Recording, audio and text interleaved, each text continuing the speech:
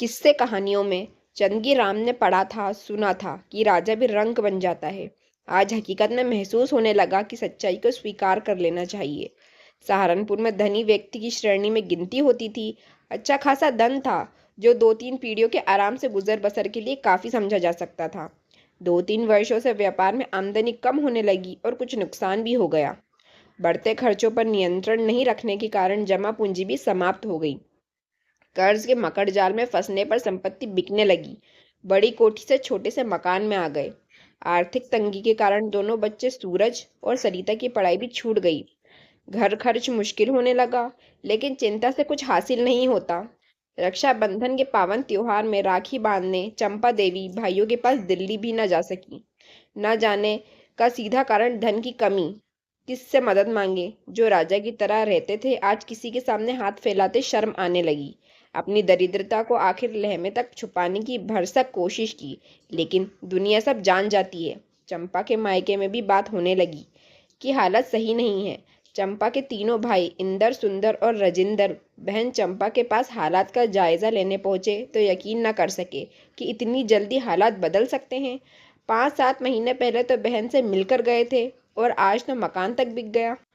भाई के आगे चंपा रो पड़ी।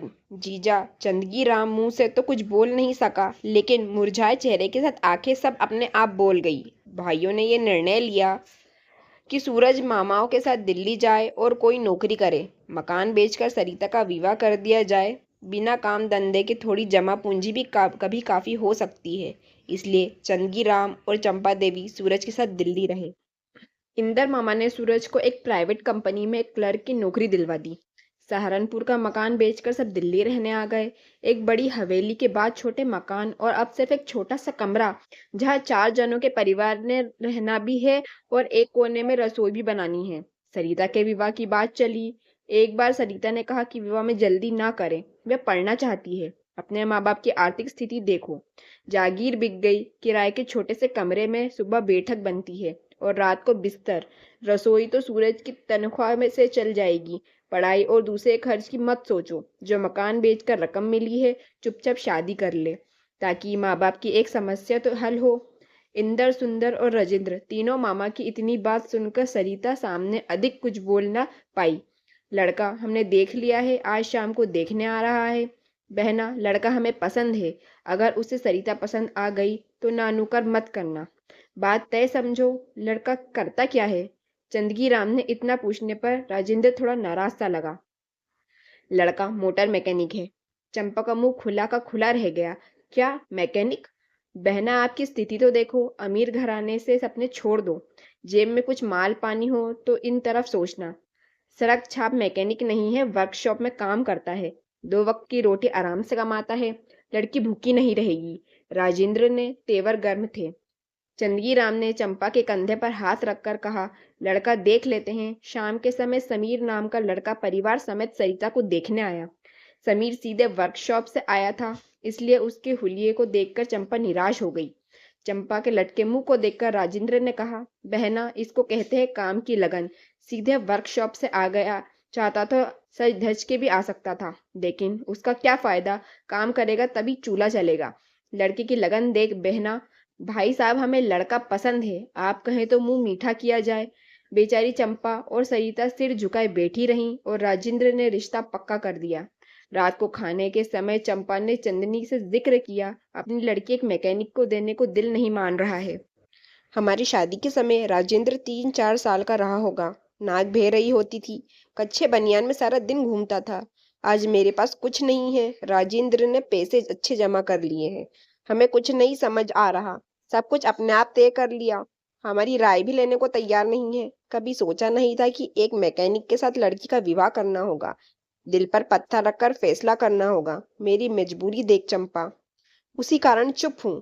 1 महीने बाद सरिता का समीर के साथ विवाह संपन्न हुआ। विवाह के बाद चंदगी राम और चंपा देवी ये सोचकर संतोष कर गए कि दामाद मेहनती और कमाऊ है। आज वर्कशॉप में मैकेनिक है, कल खुद की वर्कशॉप भी खोल सकता है। 4 महीने बाद सुबह समीर के वर्कशॉप जाने के समय सरिता ने कहा, आज मैं मम्मी के पास जाऊंगी, आप शाम को वहीं आ जाना। रात को खाना खाने के बाद वापस आएंगे। शाम को समीर वर्कशॉप से सीधा ससुराल पहुंचा। चंपा देवी ने दामाद समीर का स्वागत किया। समीर को छोटे से कमरे में सरिता नजर नहीं आई तो सास चंपा देवी से प्रश्न किया, सरिता नजर नहीं आ रही है, कहीं बाहर गई है क्या? बेटे, सरिता तो आज आई ही नहीं। सुबह मुझसे कहा था कि यहाँ आएगी और रात को खाना खाकर वापस जाएंगे। शायद प्रोग्राम बदल गया होगा। हो सकता है, कोई बात नहीं, मैं चलता हूँ। बैठो, नाश्ता करके चले जाना। समीर ने चाय नाश्ता करके घर के लिए प्रस्थान किया। सरिता घर पर भी नहीं थी। माँ से पूछा तो मालूम हुआ कि सरिता तो सुबह समीर के वर्कशॉप जाने के कुछ समय बाद ही घर के यहाँ कहकर चली गई थी कि माँ के घर जा रही हूँ। वहाँ तो है ही नहीं, मैं वहीं से आ रहा हूँ। मुझे कहा था कि मैं माँ के घर जाऊंगी, शाम को वहीं आना, रात का खाना खाकर वापिस आएंगे। यहाँ नहीं है, वहां भी नहीं है, फिर कहाँ गई? किसी आशंका से के डर से समीर ने सूरज को फोन पर बात बताई। सूरज ने अपने मामाओं को फोन किया और थोड़ी देर में परिवार के सभी सदस्य एकत्रित हो गए। सलाह मशवरा के बाद सभी जन आस पड़ोस के रिश्तेदारों और बरादरी संपर्क करके सरिता की खैरियत पूछने लगे। हर तरफ से निराशा हाथ लगी। दुर्घटना को मद्देनजर सभी अस्पताल छान मारे। हर तरफ से निराशा हाथ लगी। सभी चिंतित कि आखिर सरिता कहाँ है। पूरी रात छानबीन होती रही। सुबह थकान से चूर सभी सदस्य एक दूसरे का मुंह ताक रहे थे कि क्या किया जाए। सरिता का कहीं पता नहीं चल रहा था। चंदगी राम की सलाह पर सूरज मामा राजेंद्र के साथ सहारनपुर भी चक्कर लगा आए। वहां अभी परिचितों, सगे संबंधियों और सहेलियों से मिलने के बाद भी निराशा हाथ लगी। अब पुलिस थाने के अलावा कोई चारा नहीं था। पुलिस ने पूरी जानकारी प्राप्त की। सिपाही रामपाल ने समीर को संबोधित करते हुए कहा, आपकी पत्नी कहाँ गई? आपको सब कुछ बता दिया। हमें कुछ नहीं पता कि वह कहाँ गई। अपहरण हो गया। अपहरण की बात तो भूल जा। जब किसी ने फिरौती की मांग नहीं की तब मेरी बात गांठ बांध ले। अपहरण कोई नहीं हुआ। और बोल। मामा राजेंद्र बीच में बात काटते हुए बोला, मर भी सकती है, कोई मर्डर भी कर सकता है। देखो, मामला गंभीर है। लड़की गायब है। कहाँ गई होगी? कहीं भाग तो नहीं गई? सच सच बताओ, कोई इश्क विश्क का मामला तो नहीं है? नहीं नहीं, हमारी लड़की ऐसी नहीं है, चंपा देवी ने रोते रोते कहा। सब लोग एक बात सुन लो, रोने धोने से कुछ नहीं होने वाला। ये पुलिस स्टेशन है, तुम्हारा घर नहीं है। घर जाकर विलाप करना। 2 घंटे हो गए हैं यहाँ आए, सिवाय रोने धोने के अलावा कुछ बोल ही नहीं रहे। हमारा टाइम खराब कर रहे हो। कभी एक रोता है तो कभी दूसरा शुरू हो जाता है। पहले घर जाकर रोना धोना कर लो, फिर यहाँ आना। रामपाल के इतना कहने पर मामा राजेंद्र गर्म हो गया। लगता है बड़े अफसर से बात करनी होगी। मामा जी इतने उत्तेजित होते ही बात नहीं है। थाने में इस समय सबसे बड़ा मैं हूँ। मेरे से बड़ा कल मिलेंगे, आज तहकीकात में गए हुए हैं। चलो चलो, फिर कल आएंगे। कोई फायदा नहीं यहाँ टाइम खराब करने से, राजेंद्र ने कहा। शौक से जो दिल कहे करिए, लेकिन अपनी लड़की के बारे में सच सच बताओ। चलो ठीक है, माँ बाप तो बताएंगे नहीं, पति से पूछ लेता हूँ। समीर, तुम बताओ, तुम्हारी बीवी का चरित्र कैसा था? कोई शक की गुंजाइश थी? कभी शक हुआ कि शादी से पहले कोई चक्कर रहा हो? ऐसा कुछ नहीं लगता, समीर ने कहा तो मामा राजेंद्र तेज में आ गया। लगने का तो कोई सवाल ही नहीं है। जब हमारी लड़की गऊ है जिसे खूंटे बांध दिया, मतलब ही नहीं कहीं और नजर आए। या तो चरित्र हनन हो रहा है। चलो जीजा, कल बड़े अफसर से मिलना होगा। मामा सुंदर के एक दोस्त की पुलिस मुख्यालय में जान पहचान निकल आई। उस बड़े अफसर के हस्तक्षेप के बाद पुलिस ने तहकीकात शुरू कर दी। गुमशुदा की रिपोर्ट पर कार्रवाई शुरू हुई। समीर के परिवार के हर सदस्य को अलग अलग बुलाकर छानबीन की, लेकिन सरिता कहाँ गई किसी को मालूम नहीं हुआ। नतीजा कुछ नहीं निकला। पुलिस मुख्यालय के दबाव के बाद थाने में समीर के समस्त परिवार को बुलाकर सख्ती से पूछताछ की, लेकिन सच्चाई ये थी कि किसी को सरिता के बारे में कुछ नहीं मालूम था। रामपाल ने समीर की पिटाई शुरू कर दी। सख्ती से पूछा, बता, बीवी को कहाँ रखा है? नहीं मालूम साहब। बता साले, कहकर और अधिक पिटाई कर दी। लेकिन निर्दोष समीर को कुछ नहीं मालूम था कि उसकी पत्नी सरिता कहाँ है। ऐसे नहीं बताएगा, मोटी चमड़ी का है। 3rd डिग्री का इस्तेमाल करूंगा तभी बताएगा। पलट कर समीर के बाप की पिटाई कर दी। समीर की माँ की निर्दोष पति और बेटे को पिटता देखकर रामपाल के पैर पकड़ लिए। साहब जी, हम निर्दोष हैं, हमें कुछ नहीं मालूम। नहीं मालूम? ऐसे बात नहीं बनेगी। महिला कांस्टेबल ने समीर की माँ की भी पिटाई करवा दी। देर रात को जब काफी पिटाई के बाद भी कुछ हासिल नहीं हुआ तब वापस घर भेज दिया। अगले दिन राजेंद्र ने एसओ रणवीर को थर्ड डिग्री के लिए कहा। थाने बुलाकर समीर और उसके माँ बाप पर थर्ड डिग्री का इस्तेमाल कर लिया। नतीजा कुछ नहीं निकला तो रात के समय रामपाल ने एसएचओ रणवीर से अनुरोध किया कि लड़के वाले निर्दोष लगते हैं। इतनी पिटाई के बाद तो भूत भी उगल देते। कहानी कुछ और लगती है, कहीं लड़की भाग तो नहीं गई। ऐसे कर छोड़ दे, कुछ दिनों तक इन पर सिर्फ निगरानी रखना, लेकिन ध्यान रहे ढील मत देना। मुख्यालय से दबाव है, केस पर पूरी जानकारी नजर रखनी। आप ठीक कहते हैं जनाब, नजर पूरी रखूंगा, लेकिन मेरा पुलिस के 20 साल का अनुभव ये कहता है कि लड़के वाले निर्दोष है। लड़की भाग गई होगी, हो सकता है, पर नजर पूरी रखो।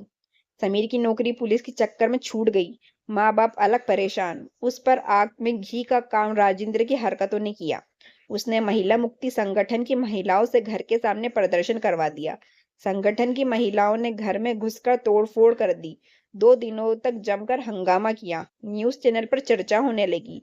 परेशान होकर समीर घर छोड़कर अपने एक दोस्त के घर चला गया और उसके माँ बाप दूसरे शहर के रिश्तेदार के घर रहने चले गए। घर पर ताला। न्यूज चैनल पुलिस की बुराई करने लगे और नकारा घोषित कर दिया। न्यूज चैनलों से परेशान पुलिस भी, लेकिन करे तो क्या। रामपाल ने समीर से संपर्क किया। पुलिस को देखकर समीर कांपने लगा। रामपाल ने कंधे पर हाथ रखते हुए कहा, बेटे डर मत, सच बता। मैं कुछ नहीं जानता, हम बिल्कुल निर्दोष हैं। मैं मान सकता हूँ, लेकिन लड़की है कहाँ, ये बात गंभीर है और परेशान कर रही है। सबसे अधिक परेशानी न्यूज चैनलों से है। अब तो मंत्री भी केस की रिपोर्ट मांग रहे हैं। हमारी पोजीशन बहुत ही खराब है। मैं जानता हूँ कि तुम कहाँ हो। अगर मंत्रालय से सख्ती हुई तो ना चाहते हुए भी तुमको अंदर करना पड़ेगा। रामपाल चेतावनी देकर चला गया। आज सरिता को गायब हुए 1 महीना हो गया। सूरज ऑफिस में काम कर रहा था। उसके फोन की घंटी बजी। फोन पर अनजान नंबर था। हेलो भैया। इतना सुनते ही सूरज कुर्सी से उछल पड़ा। सरिता, कहाँ है, कैसी है तू? मैं ठीक हूँ, घर में सब ठीक है ना? ठीक कहाँ से होंगे, तेरे जाने के बाद कुछ भी ठीक नहीं है। तू अपना बता, कहाँ है? मैं ठीक हूँ, बाद में फोन करूंगी, कोई चिंता की बात नहीं है। फोन सुनने के बाद सूरज ने तुरंत सबको सूचित किया। सभी परिवार के सदस्य खुशी की लहर में झूम जाते हैं कि सरिता सही सलामत है, लेकिन क्यों गई और कहाँ गई ये अभी भी रहस्य बना था। पुलिस ने फोन नंबर ट्रेस करवाया। जिस नंबर से फोन आया था वह हरिद्वार में एक पीसीओ का था। पुलिस टीम ने साथ चंदीराम, राजेंद्र और सूरज रात को ही टैक्सी से हरिद्वार के लिए रवाना हो गए। पो फटने से पहले ही हरिद्वार पहुंचकर उस टेलीफोन बूथ के पास डेरा लगाया जहां से सरिता ने फोन किया था। बूथ एक बड़ी सी धर्मशाला भाटिया भवन के मेन गेट से सटी दुकान बद्री टी स्टॉल के अंदर था। पुलिस सादे लिबास में थी ताकि कोई पहचान न सके। टी स्टॉल बंद था। टैक्सी को थोड़ी दूर बनी पार्किंग में लगाया और टी स्टॉल के बाहर लोहे की चेन से बंधे बेंच पर बैठकर डेरा जमाया। 5:30 बजे टी स्टॉल का मालिक बद्री प्रसाद गीत गुनगुनाता कंधे पर छोला लटकाए पहुंचा और सबको नमस्ते कहकर दुकान का ताला खोला। ताला खोलकर बद्री ने सबको संबोधित करने का कहा। सैलानी हो, भवन तो 6 बजे खुलेगा, तब तक चाय पीकर तरोताजा हो जाइए। कैसी पीजिएगा, ज्यादा मीठा या तेज कड़क चाय? कड़कती आवाज में रामपाल ने सरिता की फोटो दिखाते हुए पूछा, लड़की कहाँ है? रणवीर ने रिवॉल्वर बद्री की कमर से सटा दी। कमर से सटी रिवॉल्वर और कड़कती आवाज के साथ सर्दी में बद्री के पसीने छूट गए। कांपती आवाज में धीरे से बोल सका, कौन सी की लड़की? आंखें खोलकर ध्यान से देख लड़की की फोटो। आप कौन? पुलिस? पुलिस का नाम सुनते ही कांपते हुए बोला, मेरे घर में कमरा किराए पर ले रखा है, चल घर। 2 मिनट बाद एक गली में घर की कुंडी खटखटाई। भाग्यवान, दरवाजा खोल। बद्री की पत्नी ने दरवाजा खोलते हुए पूछा, क्या बात हो गई, वापिस क्यों आ गए? तबीयत तो ठीक है ना? मरवा दिया उस लोंडिया ने।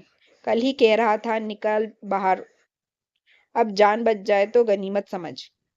रामपाल ने रिवॉल्वर बद्री की घरवाली पर तान दी। वहां तो रिवॉल्वर देख गश खाकर गिर गई। माफ कर दो, जान बख्श दो हमारी। हमने कुछ नहीं किया, हम बेकसूर हैं। हमने तो उसे किराए पर कमरा दे रखा है। हमें तो पिछले हफ्ते ही मालूम हुआ कि पुलिस में मामला दर्ज है। वो तो अपने मर्द के साथ 1 महीने से किराए पर रह रही है। न्यूज़ चैनल में जब खबर आई तो मालूम हुआ। हमें तो उसने कहा था शादीशुदा है, मर्द उसका ऑटो चलाता है, नई शादी है। हमें शक कैसे होता? जब कल बूथ से फोन किया तब हमें मालूम हुआ। कमरे का दरवाजा खटखटाया। थोड़ी देर में एक युवक ने अलसाई हालत, आधी नींद से जागकर दरवाजा खोलकर सबको देखकर घबरा गया। कौन कौन ही बोल सका। इतने में रामपाल अंदर गया। राजेंद्र जी देख लो, लड़की यही है ना, सही सलामत। सरिता तब तक जाग चुकी थी। अपने कपड़े संभालते हुए सूरज के गले मिलकर रो बैठी। भैया, कैसी है मेरी बेटी? चंदगी राम ने बेटी को गले लगाया। तू ठीक तो है ना? हाँ पापा। ये लड़का कौन है? चंदगी राम ने सरिता से पूछा। पापा, ये सागर है। हम कॉलेज में एक साथ पढ़ते थे, एक दूसरे से प्यार करते थे। अब मैंने सागर से शादी कर ली है। क्या? इससे अधिक चंदगी राम कुछ न कह सका। शायद सब कुछ समझ गया। दिल पर एक भारी पत्थर सा बोझ लिए नीचे आकर दरवाजा पकड़कर खड़ा हो गया। फिर धीरे धीरे फर्श पर बैठकर सोच में डूब गया। कब आंखों से आंसू टपकने लगे, खुद चंदगी राम को भी नहीं पता चला। ऊपर कमरे में रामपाल और रणवीर समझ चुके थे कि ये सब प्यार का चक्का है। सरिता को संबोधित करते हुए कहा, कपड़े बदलकर नीचे आ जा, दिल्ली चलना है। शेष कार्यवाही वहीं होगी। फिर रणवीर को संबोधित करते हुए बोला, मैं तो पहले ही समझ गया कि प्यार शार का मामला है। उस निर्दोष समीर पर 3rd डिग्री करवा दी। कभी उसने मक्खी तक नहीं मारी होगी। राजेंद्र बाबू, आपने तो मर्डर तक सोच लिया था। हमें क्या मालूम था अपना सिक्का खोटा निकलेगा। फिर चंदगी राम पर बरस पड़ा। जीजे, मेरी इज्जत मिट्टी में मिला दी, ऊपर तक पहुंच निकाली थी, नाट कटवा दी। लड़की संभाल नहीं सका, शादी से पहले पूछ तो लेता। भरी आंखों से चंदगी राम इतना ही कह सका, तुमने और चंपा ने मौका ही कहाँ दिया। मुझे याद है सरिता ने कहा था शादी में जल्दी ना करो, लेकिन जबरदस्ती हाँ करवाई। कुछ देर तक जब सरिता नीचे नहीं आई तो रामपाल ने कहा, अरे लड़की को जल्दी लाओ, वापिस भी जाना है। खोदा पहाड़ निकली मरी हुई चूहिया। पूरी तैयार करके आए थे, किसी गैंग के साथ मुठभेड़ होगी। यहाँ क्या बोलूं आपको, ऊपर की सिफारिश न होती। चलो छोड़ो, अब जल्दी करो। सरिता ने दो टूक जाने से मना कर दिया। भैया, मैं वापस दिल्ली नहीं जाऊंगी। मैं सागर के साथ रहूंगी। हमने विवाह भी कर लिया है। एक के होते हुए दूसरा विवाह वर्जित है। ऐसा नहीं हो सकता। सूरज की आवाज में तेजी थी। सुनकर सभी ऊपर कमरे में आ गए। मैं कुछ नहीं जानती। समीर से विवाह मेरी इच्छा से नहीं हुआ है। राजेंद्र मामा के साथ माँ ने दबाव डाला था। वहां मेरा दम घुटता है। मैंने मना भी किया था, लेकिन सभी इस बात पर तुले थे कि कहीं मकान बेचने पर जो रकम मिली थी, पापा अगर संभाल ना पाए तो क्या होगा। उससे पहले मेरी शादी आनन फानन में कर दी। मैं किसी भी सूरत में नहीं जाऊंगी। कैसे नहीं जाएगी? राजेंद्र ने सरिता का हाथ पकड़कर उठाया। सरिता रो पड़ी। मामा, अगर जबरदस्ती करोगे तो मैं आत्महत्या कर लूंगी। अब नहीं सहूंगी। चंदगी राम ने सरिता की ये बात सुनकर हाथ जोड़कर रणवीर और रामपाल से विनती की। सरकार, मैं कानून नहीं जानता। अगर सरिता नहीं जाना चाहती तो जबरदस्ती ना करे। लड़की ने कुछ कर लिया तो फिर क्या करेंगे? मैं उसकी गुमशुदगी का रिपोर्ट वापस लेने को तैयार हूँ। लड़की को उसके हाल पर छोड़ दो। वे अपनी जिंदगी जिए, हम अपनी जी लेंगे। आप मुझे जो सजा देना चाहें मैं स्वीकार करता हूँ। सरिता की जिद और चंदगी राम के अनुरोध के बाद सब बिना सरिता के बगैर वापस आ गए। चंदगी राम का मन आत्मगलीन से भर गया कि एक निर्दोष को पिटवा दिया और बिना किसी कसूर के 3rd डिग्री का इस्तेमाल करवा दिया। अगर आपको ये हमारी कहानी अच्छी लगी हो तो हमारे चैनल को लाइक करें, सब्सक्राइब करें और शेयर करें।